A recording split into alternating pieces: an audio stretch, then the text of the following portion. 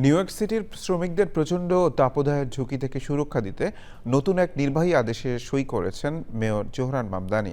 City হল প্রাঙ্গণে শ্রমিক সংগঠন, কমিউনিটি নেতা, বিভিন্ন সংস্থার কমিশনার এবং শ্রমিকদের উপস্থিতিতে আদেশে সই করেন তিনি। নতুন এই উদ্যোগে বাইরে কর্মরত শ্রমিকদের জন্য বিশ্রামাগার ব্যবহারের সুযোগ এবং কর্মক্ষেত্রে নিরাপত্তা সংক্রান্ত রিপোর্টিং ব্যবস্থা আরও জোরদার করা হবে।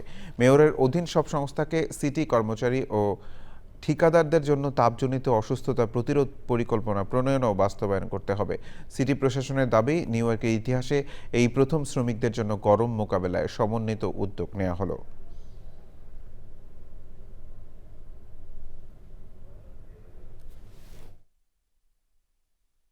Will develop worker heat illness prevention guidance and education materials to prevent heat-related illnesses and injuries for workers. A lot of this is motivated by the recognition that there is a glaring blind spot when it comes to what city government's preparation has been for workers, especially those who are working outside in these kinds of months.